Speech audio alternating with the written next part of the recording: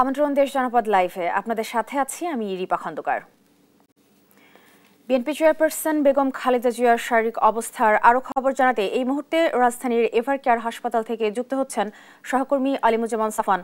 সাফওয়ান, বেগম খালেদা জিয়ার স্বাস্থ্যের বর্তমান কি অবস্থা আর সবশেষ কি তথ্য আছে আপনার কাছে জানাবেন আমাদের।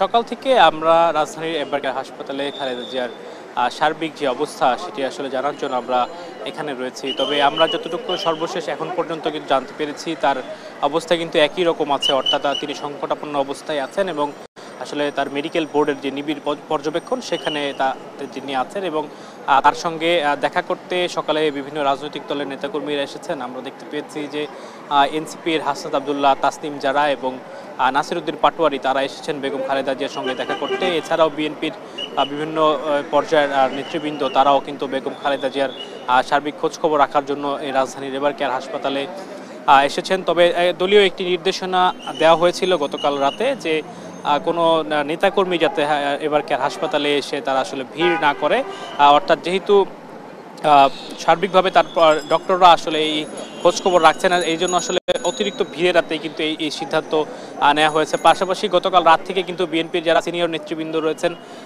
স্থায়ী কমিটির সদস্যরা তারাও কিন্তু একে একে শেখ বেগম খালেদা জিয়ার সার্বিক খোঁজখবর রেখেছেন এবং গতকালই কিন্তু প্রধান উপদেষ্টার পক্ষ থেকে প্রধান উপদেষ্টার দপ্তর জানিয়েছে যে বেগম খালেদা জিয়ার সার্বক্ষণিক খোঁজখবর কিন্তু প্রধান উপদেষ্টার দপ্তর থেকে রাখা হচ্ছেন এবং তিনি নিজেই কিন্তু এই কাজটি করছেন। পাশাপাশি গতকাল আমরা দেখতে পেয়েছি আইন উপদেষ্টা আসিফ নজরুল এবং প্রধান উপদেষ্টার বিশেষ সহকারী তারা দুজনে এসে কিন্তু খালেদা জিয়ার খোঁজখবর নিয়ে গেছেন। পাশাপাশি খালেদা জিয়ার জন্য কিন্তু আসলে দেশবাসীর কাছে দোয়া চাওয়া হয়েছে বিএনপির পক্ষ থেকে। একই সঙ্গে বিএনপির ভারপ্রাপ্ত চেয়ারম্যান তারেক রহমান তার মায়ের জন্য কিন্তু দোয়া চেয়েছেন দেশবাসীর কাছে এবং তিনি বলছেন যে এই সংকটময় ক্রান্তিকালে তার প্রবল ইচ্ছা থাকা সত্ত্বেও তিনি আসলে এককভাবে সিদ্ধান্ত নিয়ে তিনি দেশে ফিরতে পারছেন না, এমনটি একটি স্ট্যাটাসের মাধ্যমে কিন্তু বিএনপির ভারপ্রাপ্ত চেয়ারম্যান তারেক রহমান তিনি সামাজিক যোগাযোগ মাধ্যমে আসলে জানিয়েছেন।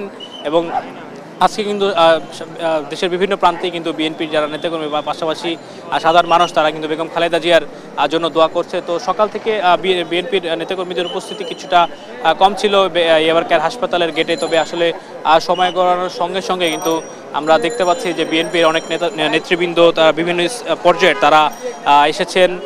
তারপরে আমরা দেখতে পেয়েছি সংবাদ মাধ্যমের আসলে সংবাদকর্মীরাও কিন্তু এই মুহূর্তে আসলে রয়েছে। তবে আনুষ্ঠানিকভাবে কিন্তু কোনো কিছু এখন পর্যন্ত কিন্তু জানানো হয়নি, মানে বেগম খালেদা জিয়ার সার্বিক যে পরিস্থিতি তার চিকিৎসক বোর্ড বা বিএনপির পক্ষ থেকে কিন্তু আজকে সকাল থেকে কিন্তু কোনো খবর আমাদেরকে এখন পর্যন্ত জানানো হয়নি। তবে কিছুক্ষণ আগে বিএনপির একজন নেতা সাবেক সংসদ সদস্য তিনি ভেতরে গিয়েছিলেন এবং তিনি তার সার্বিক খোঁজ খবর নেওয়ার পরে তিনি যখন বেরিয়ে এসেছেন তার সঙ্গে আমাদের কথা হয়েছে। তিনি যেটি বলছেন যে বেগম খালেদা জিয়ার পরিবারের সদস্য থেকে মাধ্যমে তিনি জানতে পেরেছেন যে তার অবস্থা আসলে খুব একটা আসলে ভালো নয় এবং তিনি নিবিড় পর্যবেক্ষণে রয়েছেন। তো চিকিৎসক বোর্ড আসলে খালেদা জিয়ার যেই সার্বিক চিকিৎসা সর্বোচ্চ দিয়ে তারা আসলে চেষ্টা করছেন। খালেদা জিয়া কিন্তু বার্ধক্যজনিত কারণে কিন্তু বেশ কিছু রোগে তিনি ভুগছেন, তার আর্থ্রাইটিস রয়েছে, তিনি লিভার সিরোসিসে ভুগছেন, পাশাপাশি তার কিডনি জটিলতা রয়েছে। তো তিনি আসলে 2018 সালে কারাবন্দী হওয়ার পরে কিন্তু তিনি কারাগারেই কিন্তু আসলে অসুস্থ হয়ে পড়েন। এরপরে কিন্তু আসলে বিএনপির পক্ষ থেকে বারবার তার চিকিৎসার জন্য আসলে বলা হলেও তিনি কিন্তু সেইভাবে আসলে চিকিৎসা পাননি, তাকে আসলে চিকিৎসা থেকে বঞ্চিত করা হয়। তার যখন লিভারের যে সমস্যা যেটি আসলে তখন দেখা দিয়েছিল, তারপরে কিন্তু তাকে উন্নত চিকিৎসার জন্য আসলে ডাক্তাররা পরামর্শ দিয়েছিলেন যে বিদেশে তার উন্নত চিকিৎসা প্রয়োজন, তবে তাকে সেই সুযোগ কিন্তু আসলে দেওয়া হয়নি, তাকে কারান্তরীণ করে রাখা হয়েছিল। যার কারণে তার যেই সমস্যা সেটি কিন্তু আসলে যত দিন গড়িয়েছে সেটি কিন্তু আসলে অনেকটাই আসলে প্রকট আকার ধারণ করেছিল, যার ফলে কিন্তু এখন তিনি আসলে মানে অনেকটাই অসুস্থ অবস্থায় আসলে তিনি তার দিন সেটি পার করছেন। এর আগে কিন্তু 23শে নভেম্বর খালেদা জিয়াকে কিন্তু উন্নত চিকিৎসার জন্য তিনি রাজধানীর এভারকেয়ার হাসপাতালে এসে আসলে তিনি বিভিন্ন পরীক্ষা নিরীক্ষা করেন এবং তারপরে কিন্তু তার যে চিকিৎসক বোর্ড রয়েছেন তারা আসলে তার মেডিকেল রিপোর্ট বা তার যে সার্বিক অবস্থা সেটি তারা দেখে তারা কিন্তু সিদ্ধান্ত নেন যে তাকে আসলে হাসপাতালে ভর্তি রেখেই তার পরবর্তী যে চিকিৎসা সেটি আসলে দেওয়া হবে। এর আগে কিন্তু খালেদা জিয়া মাঝে মধ্যেই তিনি এভার কেয়ার হাসপাতালে আসতেন এবং তার শারীরিক পরীক্ষা নিরীক্ষা শেষে তিনি আবারও বাসা থেকে চিকিৎসা নিতেন। আর কিছুদিন আগে কিন্তু বেগম খালেদা জিয়া সশস্ত্র বাহিনী দিবসে কিন্তু যোগ দিয়েছিলেন, তারপরেই কিন্তু তাকে কিন্তু এখানে এসে এভার কেয়ার হাসপাতালে আসলে ভর্তি হয়ে এই মুহূর্তে সংকটাপন্ন অবস্থায় আসলে চিকিৎসা নিতে হচ্ছে। তো আমার কাছে রাজধানীর এভার কেয়ার হাসপাতাল থেকে এখন পর্যন্ত বেগম খালেদা জিয়ার চিকিৎসার সার্বিক পরিস্থিতি এই ছিল। ধন্যবাদ সাফওয়ান আপনাকে। দর্শক, রাজধানীর এভার কেয়ার হাসপাতাল থেকে সরাসরি যুক্ত ছিলেন সহকর্মী সাফওয়ান।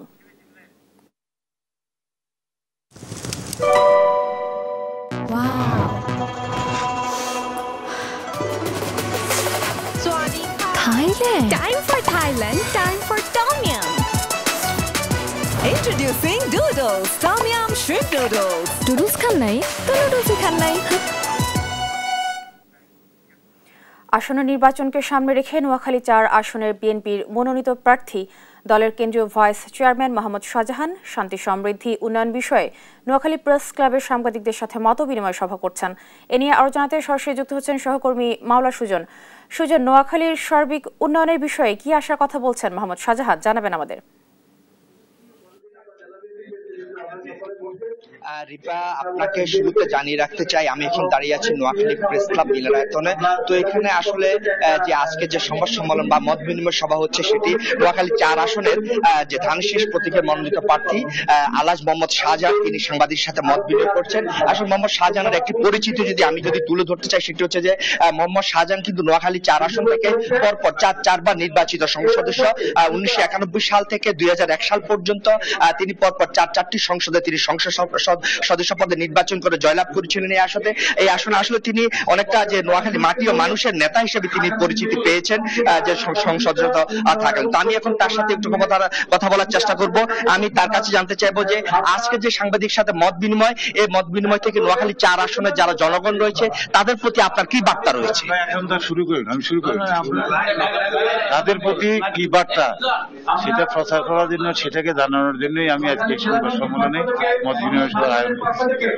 এবং এই মত বিনিময় সভার মধ্যে দিয়ে তাদের যে সমস্যা বা অঞ্চলের যে সমস্যা এবং আমরা এই অঞ্চলকে সমৃদ্ধ এবং আরো শান্তিময় করার জন্য, আরো উন্নয়ন কর্মকাণ্ড করার জন্য কি কি পদক্ষেপ গ্রহণ করা দরকার আমি আমাদের সমাজের দর্পণ পত্রিকার যারা সাংবাদিকতা করে তাদের সাথে মত বিনিময় করে আমরা এখানে আজকে আমার একটা ড্রাফট আছে, খসড়া আছে, খসড়াটা পড়ে শুনেবো, তারপরে যদি কোনো কিছু অ্যাড করতে হয় করবো এবং সবকিছু করে জনগণকে কেন্দ্র করি, জনগণের স্বার্থে, এলাকার উন্নয়নের স্বার্থে। অতএব কারণে আমরা আজকে এখানে আনুষ্ঠানিকভাবে একটু পরে মত বিনিময় সভার পর এটা আমরা প্রকাশ করি। আপনাদের বিএনপির চেয়ারপারসন দেশনেত্রী বেগম খালেদা জিয়া অসুস্থতা হাসপাতাল রয়েছে, তার সুস্থতা কামনায় নোয়াখালী আমি তো তার সুস্থতা অবশ্যই তার একজন কর্মী হিসাবে করি, উনি আমাদের নেত্রী। আমি লক্ষ্য করছি যে আমরা যতটুকু না ওনার এই স্বাস্থ্যগত বিষয়ে বিভিন্ন যতটুকু না আমরা আল্লাহর কাছে দোয়া কামনা করছি, এদেশের সাধারণ মানুষ এমনকি সেই ফুলগঞ্জ গ্রামের সেই মহিলারা পর্যন্ত তারা যেভাবে তারা ওনার অসুস্থতার খবর শুনে যেভাবে তারা দোয়া খায়ের করতেছে এবং সবাই আল্লাহর কাছে হাত তুলে আল্লাহ ওনার আসল মুক্তি কামনা করতেছে, এই দৃশ্যটা আমাকে অভিভূত করে। এবং আমি মনে করি বেগম খালেদা জিয়ার রাজনৈতিক সার্থকতা এখানেই, কারণ দলমত নির্বিশেষে সমগ্র দেশের মানুষ এখানে বেগম খালেদা জিয়াকে অসম্মান করার জন্য অনেক চেষ্টা করা হয়েছিল, অনেক ষড়যন্ত্র করা হয়েছিল এবং উনি বিনা অপরাধে দীর্ঘদিন জেলও ছিলেন, উনি সুচিকিৎসা থেকে বঞ্চিত ছিলেন, যার কারণে তারই ধারাবাহিক উনি এখন খুব অসুস্থ। কিন্তু আমার কেন জানি মনে হয় যেভাবে মানুষ তার জন্য দোয়া খায়ের করতেছে, যেভাবে মহিলারা তার জন্য আল্লাহ দরবারে হাত তুলতেছে, কোরআন তেলাওয়াত করতেছে, আমার বিশ্বাস আল্লাহ নিশ্চয়ই আমাদের দেশের মানুষের দিকে তাকিয়ে মানুষের এই প্রার্থনা কবুল করে, এই দোয়া কবুল করে বেগম খালেদা জিয়াকে আমরা আশা করি আল্লাহ সুস্থ করে তুলবে। আর যদি সেটা একমাত্র আল্লাহ রাব্বুল কাছে আমরা আহ্বান করতে পারি, আল্লাহ রাব্বুল আলামিনের কাছে আমরা দোয়া খায়ের করতে পারি, কিন্তু ভালো করার মালিক হলে আল্লাহ রাব্বুল আলামিন। যেমন আমি আমার নিজের কথাই বলি, আমি এখন এখানে জীবিত কথা বলতেছি, কিন্তু আমি তো এখানে আসার কথা, আমি যে অবস্থা ছিল আল্লাহ দোয়া করছে, রহমত করছে, এই জন্য আছি। আমার বিশ্বাস বেগম খালেদা জিয়া ইনশাল্লাহ মানুষের দোয়া উনি সুস্থ হবেন এবং উনি আবার দেশের জনগণের সাথে ওনার নিজের যে সম্পর্ক ছিল সেই সম্পর্কের ভিত্তিতে উনি জনগণের স্বার্থে জনগণের জন্য উনি কথা বললেন, তাদের জন্য উনি কাজ করলেন। ধন্যবাদ আপনাকে। তিনি আসলে যেমনটি জানাচ্ছিলেন যে আজকের যে মত বিনিময় সভা সেখান থেকে নোয়াখালী 4 আসনে যে আগামী দিনে কিছু উন্নয়নের রূপরেখা তিনি আজকে এখানে তুলে ধরবেন। একই সাথে তিনি বেগম খালেদা জিয়ার সুস্থতা কামনা করছেন। এই হচ্ছে নোয়াখালী থেকে আমার কাছে সর্বশেষ রিপোর্ট। ধন্যবাদ সুজন আপনাকে। দর্শক, নোয়াখালী প্রেস ক্লাব থেকে সরাসরি যুক্ত ছিলেন সহকর্মী মাওলা সুজন। জাতীয় নির্বাচনের আদলে রাজধানীর শেরেবাংলা বালিকা উচ্চ বিদ্যালয়ে চলছে মক ভোট। এ নিয়ে আরও জানাতে সেখান থেকে যুক্ত হচ্ছেন সহকর্মী জুনায়েদ আল হাবিব। জুনায়েদ, মক ভোটে ভোটাররা কি বলছেন আর নির্বাচন নিয়ে সিসি কি আপডেট দিয়েছেন জানাবেন আমাদের।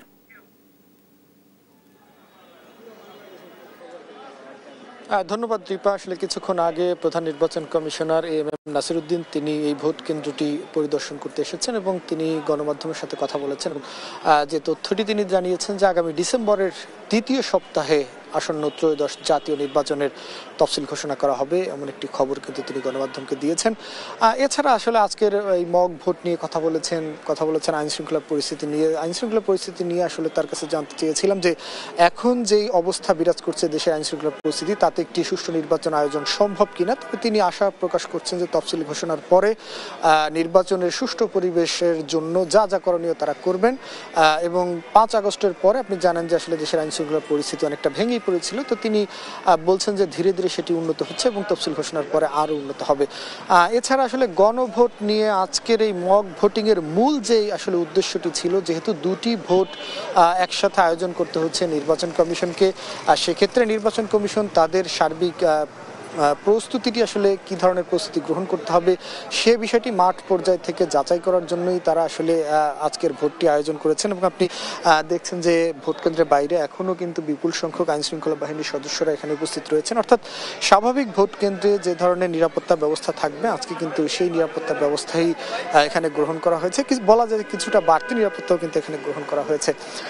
তো সেক্ষেত্রে প্রধান নির্বাচন কমিশনার যেমনটি বলছেন যে গণভোট নিয়ে মানুষের মধ্যে আসলে খুব একটি ধারণা নেই এবং আমরা আজকে অনেক ভোটারদের সাথে কথা বলেছি, বিশেষ করে সাধারণ নারী ভোটার রয়েছেন যারা, তাদের সাথে কথা বলেছি। তারা আসলে গণভোট নিয়ে একেবারেই অজ্ঞ এবং তারা বলছেন যে এই বিষয়ে তারা কিছুই জানেন না।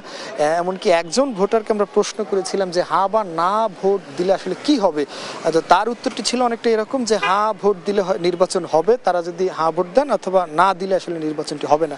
অর্থাৎ বলাই যায় যে গণভোট নিয়ে সাধারণ মানুষের মধ্যে খুব একটি সচেতনতা নেই, মানুষ আসলে অনেকে জানেনই না। বিশেষ করে আপনি জানেন যে গণভোটের যে 4টি প্রশ্ন রাখা হয়েছে এবং 4টি প্রশ্নের একটি উত্তর হা বা না, সেটি নিয়েও কিন্তু মিশ্র প্রতিক্রিয়া রয়েছে। অনেকেই বলছেন যে আসলে দুটিতে তারা হা থাকতে পারেন, দুটিতে না থাকতে পারেন, সেক্ষেত্রে তারা কোথায় ভোট দিবেন, তেমন মিশ্র প্রতিক্রিয়া নিয়েই আসলে আজকের ভোটটি অনুষ্ঠিত হচ্ছে। তবে এ বিষয়ে প্রধান নির্বাচন কমিশনার যেমনটি বলছেন যে এক্ষেত্রে তাদের আসলে কোনো কিছু করণীয় নেই, যেহেতু এই 4টি প্রশ্ন সরকার কিংবা রাজনৈতিকভাবে সিদ্ধান্ত এসেছে, তাই তারা সেই সিদ্ধান্ত বাস্তবায়নের জন্য কাজ করবেন। আর গণভোট নিয়ে মানুষের অজ্ঞতার বিষয়ে তিনি বলছেন যে এই বিষয়টি নিয়ে এখনো নির্বাচন কমিশন আনুষ্ঠানিকভাবে প্রচারণা শুরু করেনি, যেহেতু মাত্র কয়েকদিন হলো যে গণভোটের অধ্যাদেশটি জারি হয়েছে।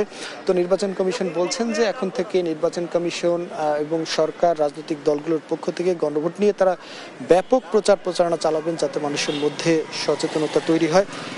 তো সে বিষয়টি আসলে সরকারের সংস্কৃতি বিষয়ক মন্ত্রণালয়ের পক্ষ থেকে আসলে প্রচারণা চালানো হবে বলে প্রধান নির্বাচন কমিশনার পক্ষ থেকে আসলে এমনটি জানানো হয়েছে। তবে শেষ পর্যন্ত সেটা কতটুকু আসলে ফলপ্রসূ হবে সেটি নিয়ে কিন্তু প্রশ্ন দেখা দিয়েছে, কারণ হাতে কিন্তু সময় একেবারেই কম, যেহেতু একই সাথে জাতীয় নির্বাচন। তো সাধারণ রাজনৈতিক দল যারা রয়েছেন, রাজনৈতিক দলের প্রার্থী যারা রয়েছেন, তারা কিন্তু তাদের নিজেদের ভোট নিয়ে ব্যস্ত থাকবেন।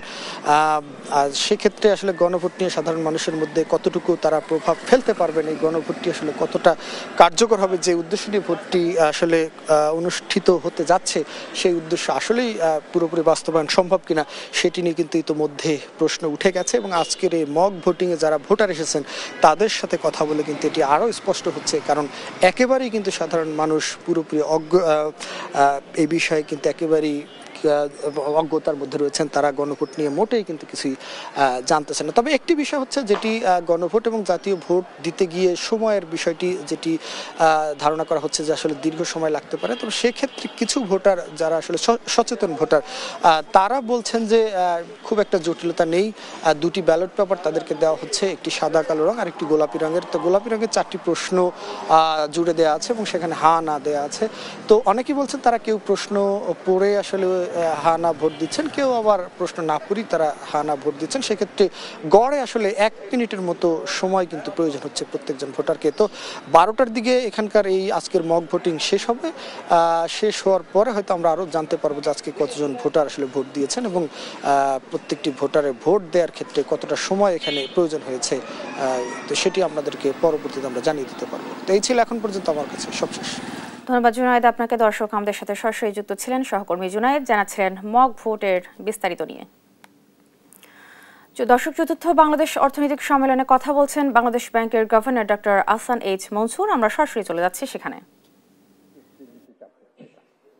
তো যাই হোক, এখানে আমাদের স্বস্তির জায়গা, কিন্তু তারপরেও বলবো আমাদের সমস্যা তো অনেক বড়, এর সমাধান রাতারাতি হবে। কোনো কোনো ক্ষেত্রে আমরা এখনো সমস্যাটাকেই চিহ্নিত করছি, সেটা কোথায়?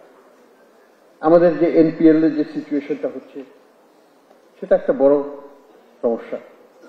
আমরা প্রতি কোয়ার্টারে যখন নতুন ডাটা পাচ্ছি, নতুন ক্লাসিফিকেশন রুল যখন অ্যাপ্লাইড হচ্ছে, এই দুটোর কারণে আমরা দেখতে পাচ্ছি যে আমার যেটা শঙ্কা ছিল যখন আমি গত 2 বছর আগে যখন বাইরে ছিলাম, আমার ধারণা ছিল যে আমাদের ব্যাংকিং খাতের এনপিএল এর পরিমাণ হবে হয়তো 25%। সরকার বলছে 8%, তার 3 গুণ হবে। এখন দেখছি এটা অলরেডি 35%, হয়তো আরেকটু বেশিও হতে পারে, তবে খুব বেশি হবে না, হয়তো এখানে আশেপাশে স্টেবিলাইজ করে যাবে। তারপরে আমরা আশা করব এটা কম আসবে, কিন্তু 35% এটা তো ছোটখাটো কোনো সমস্যা না। 1/3 মোর দেন 1/3 হচ্ছে নন পারফর্মিং। কাজে আমাকে কিন্তু 2/3 এর উপর ভিত্তি করে ব্যাংক চালাতে হবে, অর্থাৎ ডিপোজিটরের পয়সা দিতে হবে। ব্যাংকের চলে ফাইন্যান্সিয়াল সিস্টেমের জন্য, এবং ফাইন্যান্সিয়াল সিস্টেম বহুদিন ধরে এই সমস্যাকে ফেস করতে থাকবে এবং উত্তরণ ঘটাতে হলে অন্তত 5 থেকে 10টা বছর আমাদের লেগে যাবে ভবিষ্যতে এই ধাপে ধাপে এই সমস্যা থেকে উত্তরণ করা। আমাকে বলা হচ্ছে যে ইন্টারেস্ট রেট হাই। হ্যাঁ, ইন্টারেস্ট রেট অবশ্যই হাই, আমি স্বীকার করবো, স্বীকার করার কিছু নেই। কিন্তু কোন কনটেক্সটে? আমাদের ইনফ্লেশন যখন আমাদের ছিল 12.5%, যখন অগাস্ট মাসে যখন, সেটা কনটেক্সটে ইনফ্লেশন পলিসি রেট 10% কি হাই? না, নেগেটিভ এট দ্যাট টাইম। পৃথিবীর অন্যান্য সব দেশে যখন আমরা দেখি, মার্কিন যুক্তরাষ্ট্র যদি দেখি, ভারতেও দেখি, পলিসি রেটের সাথে ইনফ্লেশনের ডিফারেন্সিয়াল হচ্ছে অ্যাটলিস্ট 2.5 থেকে 3%, 2.5 থেকে 3%, এর নিচে হয় না। আমরাও সেটাকে টার্গেট করছি। তাহলে আমাকে এখন কোথায় থাকতে? আমার ইনফ্লেশন রেট এখনো 8.2, এটার সাথে তার নিচে গেলে আমি ইন্টারেস্ট রেট কমিয়ে আনি, কোনো সন্দেহ, কিন্তু একটু ধৈর্য ধরে। হয়তো আমরা সাপের ঘরে চলে যেতে পারতাম। এখানে কিছু পলিসি ফেলিওর আছে। আমরা হিসাব করে দেখেছি শুধুমাত্র চালের যে দাম বৃদ্ধি হয়েছে অগাস্ট মাসে, অগাস্ট সেপ্টেম্বরে 18%, সেটার কারণে আমাদের মূল্যস্ফীতি 1.4% পয়েন্ট বেশি হয়েছে। অর্থাৎ আমার যেটা এখন 8, সেটা কিন্তু 7। নওগাঁয় কিছুটা কমতে শুরু করেছে চালের বাজার। এ নিয়ে আরো জানাতে সরাসরি যুক্ত হচ্ছেন সহকর্মী কাজী কামাল হোসেন। কামাল, আমরা জানি যে নওগাঁয় চালের দাম কিছুটা কমেছে, তো কত টাকা দরে বিক্রি হয়েছে মোটা চিকন চাল জানাবেন আমাদের। আপনারা যেমনটি বলছিলেন, নওগাঁয় এইটা আমন মৌসুমের শুরু, এটা নতুন চাল বাজারে আসতে শুরু করেছে এবং এই বাজারে আসতে শুরু করাতেই মূলত চালের বাজারে প্রভাব পড়তে শুরু করেছে। আমি নওগাঁর বেশ কিছু বাজার ঘুরে দেখেছি, নওগাঁর প্রায় প্রত্যেকটি মোটা এবং চিকন সব রকম চালের দামই কিছুটা কমেছে। প্রতি কেজিতে বলতে গেলে 1 থেকে 2 টাকা পর্যন্ত কমেছে। তবে পুরনো চালের দামের ক্ষেত্রে খুব একটা নয়, কোনো কোনো ক্ষেত্রে 1 টাকা পর্যন্ত কমেছে। আমি যদি আজকের বাজারের কথা বলি, নওগাঁয় আজকে পুরাতন যে জিরা চাল সেটা বিক্রি হচ্ছে 3300 থেকে 3600, যেটি প্রাইস ছিল 3400 থেকে 3800 50 কেজির বস্তাগুলো। এছাড়া কাটারি বিক্রি হচ্ছে 3400 থেকে 3800, এটাও মোটামুটি প্রতি বস্তায় 100 টাকা কমেছে। সুবলতা বিক্রি হচ্ছে 2900 থেকে 3100 টাকা, এটাও 100 টাকা, এটা প্রায় 3200 টাকা পর্যন্ত বিক্রি হতো। স্বর্ণা 5 যেটা, এই স্বর্ণা 5 শুধু আমন মৌসুমে বাজারে আসতে শুরু করেছে। পুরাতন যে স্বর্ণা 5 এটা 2700 থেকে 2800 টাকায় বিক্রি হচ্ছে, এটা আগে ওই দাম ছিল। তবে নতুন স্বর্ণা 5 2400 থেকে 2500 টাকার মধ্যে পাওয়া যাচ্ছে 50 কেজির বস্তা। এছাড়া পারিজা বিক্রি হচ্ছে, যেটা 2600 থেকে 2800 ছিল, সেটা 2500 থেকে 2600 টাকায় নেমে এসেছে 50 কেজির বস্তা। এটার আমি আবার একবারে খুচরা বাজারে যদি বলি, প্রতি কেজিতে জিরা বিক্রি হচ্ছে আজকের বাজারে যদি বলি 68 থেকে 72 টাকা, কাটার বিক্রি হচ্ছে 75 থেকে 78 টাকা, সুবলতা বিক্রি হচ্ছে 62 থেকে 64 টাকা। পুরাতন এগুলো সবগুলোই। স্বর্ণা 5 যেটা বলা হচ্ছে পুরাতন যেটা, এটা 55 থেকে 58 টাকা, তবে নতুন যেটা সেটা 50-এর ঘরে নেমে গেছে, 50 থেকে 51 টাকার মধ্যে পাওয়া যাচ্ছে। পারিজা পাওয়া যাচ্ছে প্রতি কেজি 50 থেকে 52 টাকা। তবে আতপ চাল যেটা, সেটা 110 থেকে 120 টাকার যে আগের দাম ছিল সেটাতে আছে। আমি একজন খুচরা ক্রেতার সাথে কথা বলবো, আসলে জানার চেষ্টা করবো যে আসলে এখন ভরা মৌসুম, এই মৌসুমে চালের যে দাম চলছে এটাতে আপনার অনুভূতিটা কি? ভরা মৌসুমে যতটা কমানোর কথা ছিল ততটা কমেনি, ওই আমাদের নাগালের বাইরে আছে। মৌসুমি হিসাবে যতটা কমার কথা সেক্ষেত্রে আমরা কম পাচ্ছি না। এটা যদি আরো বাজারে চালের রেটটা কম হতো তাহলে আমাদের জন্য সবার জন্য ভালো হতো। আমরা ক্ষুদ্র কৃষক, ক্ষুদ্র ব্যবসায়ী হলো যাদের কাছ থেকে কিনি, তারা মনে করেন যে ওইভাবে আমাদেরকে দিতে পারছে না। কিন্তু আমাদের তো নাগালের বাইরের রেটটা অনেক, একটু 5-7 টাকা 10 টাকা কমলে সবচেয়ে ভালো হতো। এটা হচ্ছে আমার কথা বলছিলাম একজন ক্রেতার সাথে, তিনি জানাচ্ছিলেন যে আসলে এটা যেহেতু ভরা মৌসুম, এই সময় চালের দাম কিছুটা কমলে ভালো হতো, তাদের অনুভূতির কথা জানাচ্ছিলেন। তবে মূলত বাজার, আমি ব্যবসায়ীর সাথে কথা বলেছি, তারা বলছেন যে আসলে ধান কাটা মৌসুম শুরু হলেও চাল বাজারে আসতে আরো কয়েকটা দিন সময় লাগবে, কারণ এটা কিছু প্রক্রিয়া আছে। বিভিন্ন বয়লার বলেন অথবা হাস্কিং মিল বলেন, সবগুলোতেই ধান কাটলে সেটা প্রক্রিয়াজাত হয়ে চালে পরিণত হতে গেলে অন্তত 5 থেকে 7 দিন সময় লাগে। তো আশা করা হচ্ছে আগামী 7 থেকে 10 দিনের মধ্যে বাজার অনেকটা নিয়ন্ত্রণে আসবে বলে জানিয়েছেন সাধারণ ব্যবসায়ী এবং খুচরা বিক্রেতারাও তারা জানিয়েছেন। তবে ক্রেতারা জানিয়েছেন যে আসলে এই মুহূর্তে বাজার মনিটরিং করে একটা সিন্ডিকেট যেটি আছে, যেটি বিগত দিনেও যে দাম ঊর্ধ্বগতি ছিল সেখান থেকে মাত্র 1 থেকে 2 টাকা কমানো হয়েছে, দাম অন্তত 3 থেকে 4 টাকা কমানো সম্ভব। সেই জায়গায় সরকারের নজরদারি বাড়ানোর প্রতি গুরুত্ব আরোপ করেছেন ভোক্তা সাধারণ। তো নওগাঁয় চাল বাজার নিয়ে মোটামুটি আমার কাছে এমনটাই ছিল। ফিরছি স্টুডিওতে। ধন্যবাদ কামাল আপনার। টাঙ্গাইলে চলছে জাতীয়তাবাদী মহিলা দলের মহাসমাবেশ। এ নিয়ে আরো জানাতে সরাসরি যুক্ত হচ্ছেন সহকর্মী অভিজিৎ ঘোষ। অভিজিৎ, সমাবেশ ঘিরে নেতাকর্মীদের উপস্থিতি কেমন দেখছেন, জানাবেন আমাদের।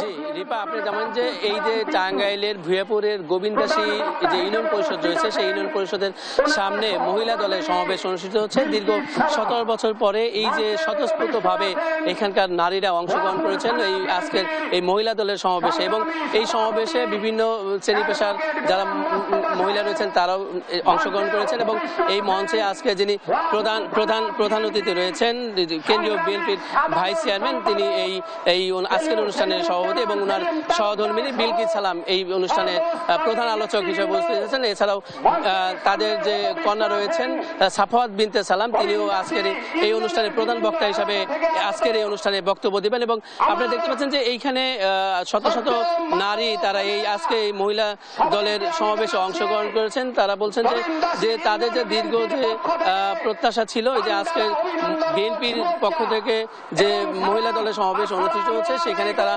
স্বতঃস্ফূর্তভাবে অংশগ্রহণ করতে পেরেছে। এবং দীর্ঘ প্রতীক্ষার পরে আপনারা জানেন যে বিগত 17 বছর এই ভুয়াপুরের এত বড় কোনো সমাবেশ হয়নি, বিশেষ করে মহিলা দলের সমাবেশ এত বড় কোনো জায়গাতে এখন পর্যন্ত অনুষ্ঠিত হয়নি, এমনটি বলছেন নেতাকর্মীরা। এবং মহিলা দলের নেতাকর্মীরা বলছেন যে যেহেতু মহিলা দলের সমাবেশ, এইখানে যারা অতিথি রয়েছেন তারা বিভিন্নভাবে নারীদের যে অধিকার, নারীদের যে প্রত্যাশা, নারীদের নিয়ে যে কাজ সেটি করবেন, এমনটি তারা প্রত্যাশা করছেন। তারা বলছেন যে আজকের এই সমাবেশের মধ্য থেকে নারীর জাগরণ, নারীর অধিকার এবং নারীর জন্য যে ধরনের সুযোগ সুবিধা তারা বিএনপির পক্ষ থেকে করবেন এবং বিএনপি যদি আগামী দিনে ক্ষমতায় যেতে পারেন সেই ক্ষেত্রে তারা এই নারীদেরকে তারা বিশেষভাবে অগ্রাধিকার দিবেন এবং বিভিন্নভাবে নারীদেরকে তারা বিভিন্নভাবেই তারা উদ্যোগ নেবেন নারীদের জন্য আলাদা কর্মসংস্থানের জন্য। এবং তারা বলছেন যে এই যে নারী সমাবেশ এটি সাধারণত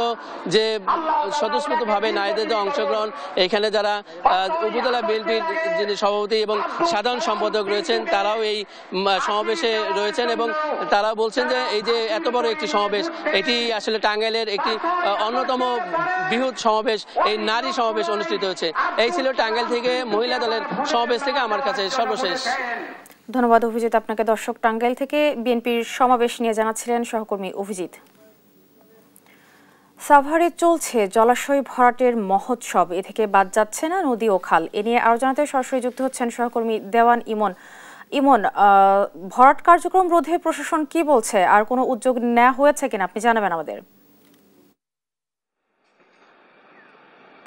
রিপা, আপনাকে ধন্যবাদ। আমি এই মুহূর্তে রয়েছি সাভারের আমিনবাজার এলাকায় এবং এখানে কিন্তু কিছুদিন আগে একটি সেতুর উদ্বোধন করেছে এবং আমার পেছনে যে দৃশ্যটি দেখতে পাচ্ছেন যে এখানে যে খালটি রয়েছে সেই খালের পাশের যে জলাশয়গুলো রয়েছে সেগুলো কিন্তু অবাধে ভরাট চলছে এবং দূরের চিত্রটি যদি দেখাই যেখানে ঘন গাছপালা দেখা যাচ্ছে ওই স্থানটি হচ্ছে মধুমতি মডেল টাউন, যেটাকে 2005 সাল থেকে এখন 25 সাল পর্যন্ত কিন্তু উচ্চ আদালত সেটাকে এই জলাশয় ভরাটের অপরাধে কিন্তু অবৈধ ঘোষণা করে রেখেছে এবং এই মধুমতির পার্শ্ববর্তী যে সমস্ত জলাশয়গুলো রয়েছে সেই জলাশয়গুলোই কিন্তু দেখতে পাচ্ছেন যে এখন বালু ফেলে কিন্তু সেগুলোকে ভরাট করা হচ্ছে এবং এই কার্যক্রমটি কিন্তু অব্যাহত রয়েছে। প্রশাসনে কিন্তু আমরা তেমন কোনো এ ব্যাপারে কিন্তু উদ্যোগ দেখছি না যে জোরালো কোনো ভূমিকা নেবে প্রশাসন এই জলাধার রক্ষার্থে, সেটি কিন্তু আমরা দেখতে পাচ্ছি না। প্রতিনিয়তই কিন্তু যারা অসাধু ব্যবসায়ী রয়েছেন তারা কিন্তু প্লট করে করে কিন্তু এই জলাধারগুলো কিন্তু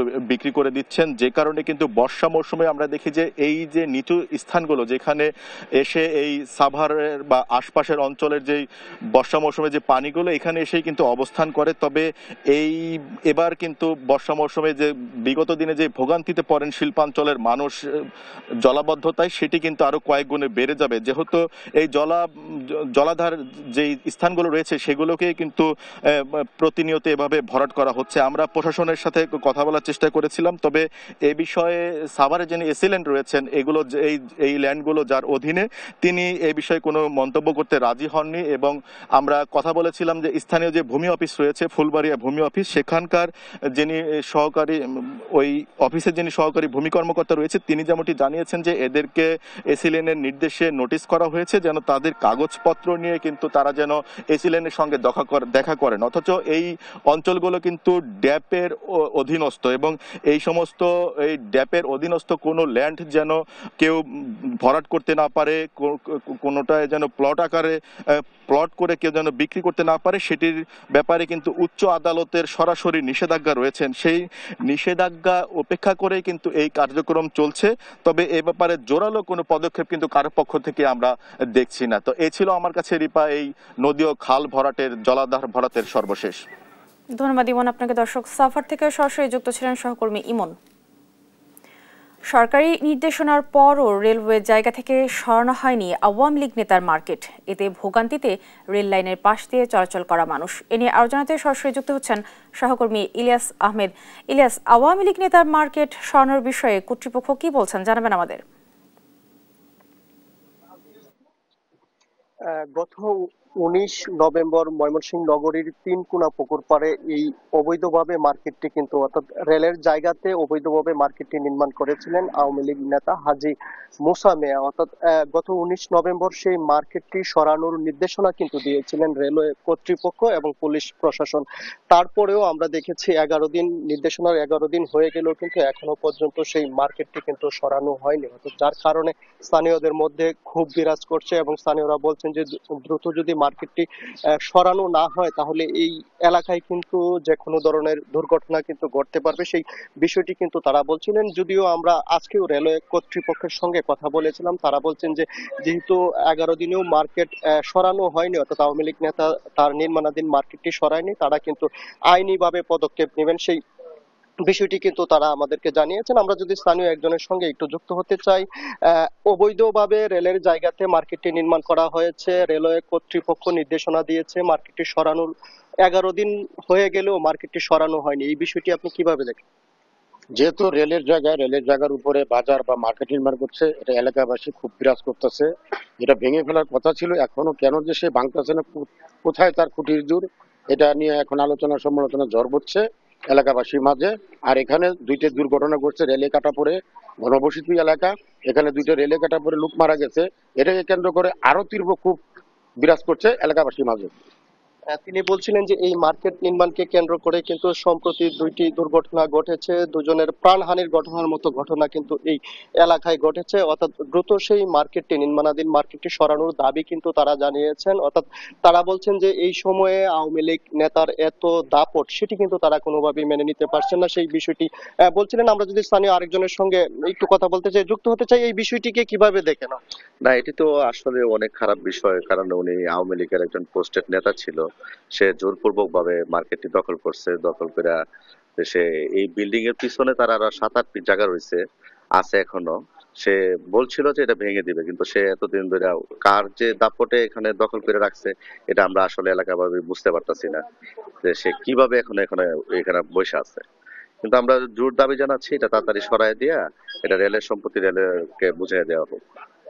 স্থানীয়রা বলছিলেন যে তারা কিন্তু বলছিলেন যে এই জায়গাটি উচ্ছেদ অভিযান করে রেল তাদের রেলের জায়গাটি বুঝে নিবে, সেই বিষয়টি কিন্তু তারা বলছিলেন। অর্থাৎ আমরা দেখেছি মার্কেটটিতে 12টি দোকান রয়েছে, সেই 12টি দোকান কিন্তু ব্যবসায়ীদের কাছে ভাড়া দেওয়া হয়েছে। অর্থাৎ তারা বলছেন দ্রুত যেন এই মার্কেটটি সরানো হয়। এই ছিল আমার কাছে ময়মনসিংহ থেকে সর্বশেষ। ইলিয়াস, আপনাকে। দর্শক, অর্থনৈতিক সম্মেলনে কথা বলছেন বিএনপির স্থায়ী কমিটির সদস্য আমির খসরু। আমরা সরাসরি চলে যাচ্ছি সেখানে। আমাদের কয়েকটা জায়গায় আমাদেরকে ইনভেস্ট করতে হবে, বিশেষ করে যারা, তাদেরকে আমাদের ঋণের সুযোগটা সৃষ্টি করে দিতে হবে, তাদেরকে আমাদের ইনপুট, তাদের যে কাঁচামাল, সেটা সুযোগ সৃষ্টি করে দিতে হবে। তাদের যদি স্কিল র্যাঙ্কিং থাকে, স্কিল ডেভেলপমেন্টের বিষয়টা দেখতে হবে, তাদেরকে ডিজাইনিং সাপোর্টটা দিতে হবে, তাদেরকে ব্র্যান্ডিং এর সুযোগটা দিতে হবে, এবং তাদেরকে অনলাইন কিংবা মার্কেট অ্যাক্সেসটা দিতে হবে, যেমন ইবে, অ্যামাজন ইত্যাদির মাধ্যমে তারা যাতে গ্লোবাল একটা অ্যাক্সেস পায় এবং লোকাল অ্যাক্সেস পায়। এটার জন্য একটা বিনিয়োগ আছে, কিন্তু এই বিনিয়োগটা আমরা কোনো সময় করিনি। আমাদের সবসময় বিনিয়োগটা হচ্ছে ম্যানুফ্যাকচারিং ইত্যাদি ইত্যাদি এইসব জায়গায়, কিন্তু এইখানে যে অর্থনীতিটা আছে সেটাকে আমরা এক্সপ্লয়েট করি না। এবং তাদের জীবনযাত্রার মান যদি আমি উন্নয়ন করতে পারি, তাদের পণ্যের মান যদি আমি উন্নয়ন করতে পারি, তার মাধ্যমে শুধু তার এমপ্লয়মেন্ট বাড়বে না, তার যে জীবনযাত্রার মান, সে টাকা খরচ করবে, সে একটা মার্কেট ডিমান্ড ক্রিয়েট করবে। সবচেয়ে বড় কথা হচ্ছে তার পণ্যকে আমি মনিটাইজ করতেছি। আমরা মনিটাইজ কোনো সময় করার চিন্তা করি না, মনিটাইজ করে তার ভ্যালু এডিশন করতেছি, এবং এটা ইন্টারন্যাশনাল মার্কেটে যখন যাবে, সে কিন্তু সরাসরি যদি ইবে, আপনার অ্যামাজনের মাধ্যমে বিক্রি করে, তার ইন্টারন্যাশনাল প্রাইসিং আছে। I am making it A tradable goods, এবং এই ট্রেডেবল গুডস এর মাধ্যমে দেশের ফরেন কারেন্সির কথা গভর্নর সাহেব আছেন এখানে, আমাদের ফরেন কারেন্সির যে ইস্যু, সবসময় আমরা এটা রেমিটেন্স এবং এক্সপোর্ট, গার্মেন্টস ইত্যাদির মাধ্যমে। কিন্তু আমাদের যে এই এভিনিউটা আছে, এটা বিশাল একটা এভিনিউ, সবাই কিন্তু গ্রামে কিন্তু কাজ করছে। এবং সবচেয়ে বড় কথা হচ্ছে দিস ইজ জিডিপি। আমরা খালি জিডিপি টার্মস কয়েকটা জায়গায় নিয়ে গেছি। জিডিপি ওদের টাকাটা খরচ করবে, এই লোকগুলো এমপ্লয়মেন্ট ক্রিয়েট করবে, ট্যাক্স দেবে, this is contributing to GDP. Equally আমি বলছি ডেমোক্রেটাইজেশনের ব্যাপারে, যে আমাদের ডিজিটাল ইকোনমি, টেকনোলজিক্যাল ডেভেলপমেন্ট আমরা যদি অ্যাচিভ করতে না পারি, আমরা কিন্তু আবার এই ডেমোক্রেটাইজেশনটা কিন্তু জনগণের কাছে পৌঁছাতে পারবো না। এই জন্য আমাদের যেটা প্ল্যান আছে সেটা হচ্ছে দুইটা বিষয়। একটা হচ্ছে পাওয়ার এনার্জি সেক্টর আপনি কোনো কম্প্রোমাইজ করা যাবে না, এখানে ইনভেস্ট করতে হবে, এনশিওর করতে হবে এই পাওয়ারটা বাংলাদেশের প্রত্যেকটি এলাকায় যদি আমরা পৌঁছাতে পারি। সাথে সাথে রোবাস্ট ইন্টারনেট সিস্টেমের মাধ্যমে সমস্ত দেশকে আমাদের আউটরিচ থাকতে হবে। এই দু জায়গায় আমাদের ইনফ্রাস্ট্রাকচারের বেলায় আমাদের কিন্তু প্রাধান্য হচ্ছে এই দুটো জায়গা, একটা হচ্ছে পাওয়ার আর হচ্ছে রোবাস্ট ইন্টারনেট ব্রডব্যান্ড। প্রাথমিক শিক্ষার গুণগত মান উন্নয়নে ভোলায় শিক্ষা সংশ্লিষ্ট অংশীজনদের সঙ্গে মতবিনিময় সভা করছেন প্রাথমিক ও গণশিক্ষা মন্ত্রণালয়ের উপদেষ্টা অধ্যাপক ডক্টর বিধান রঞ্জন পোদ্দার। এ নিয়ে আরও জানাতে সেখান থেকে সরাসরি যুক্ত হচ্ছেন সহকর্মী ছোটন সাহা। ছোটন, প্রাথমিক শিক্ষার গুণগত মান উন্নয়নের বিষয়ে কি বলছেন উপদেষ্টা, জানাবেন আমাদের।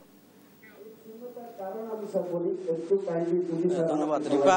আজকে প্রাথমিক ও গণশিক্ষা মন্ত্রণালয়ের উপদেষ্টা রয়েছেন ডাক্তার বিধান চন্দ্র পোদ্দার। তিনি এসেছেন 2 দিনের সফরে এসেছেন। আজকে প্রথম দিন তিনি জেলা প্রশাসক সম্মেলন কক্ষে কিন্তু তিনি একটি সেমিনার করেছেন, সেখানে যে প্রাথমিক বিদ্যালয়ে যে অবকাঠামো উন্নয়নের বিষয়গুলো নিয়ে কথা বলেছেন। এবং আমি রয়েছে এখন জেলা পরিষদ চত্বরে, এখানে আরেকটি প্রোগ্রামে অংশগ্রহণ করেছেন। এটি আসলে প্রাথমিক শিক্ষার মান উন্নয়নে কিন্তু অংশীজনদের ভূমিকা নিয়ে মত বিনিময় সভা, এখানে প্রধান অতিথি হিসেবে তিনি উপস্থিত রয়েছেন।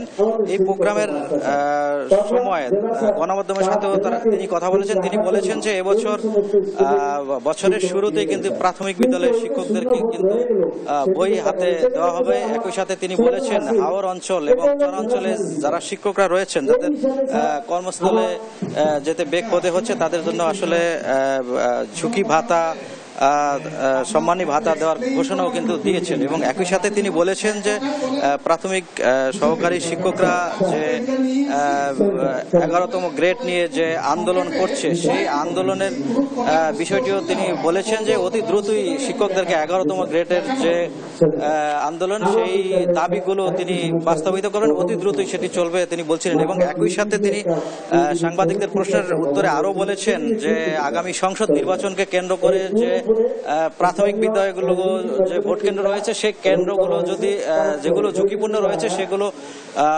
নির্বাচন আগে সংস্কার করে ভোট কেন্দ্র উপযোগী করবেন। তো এ ছিল আমার কাছে প্রাথমিক ও গণশিক্ষা মন্ত্রণালয়ের উপদেষ্টার যে কর্মসূচি চলছে তা নিয়ে সর্বশেষ তথ্য। ফিরছি স্টুডিওতে।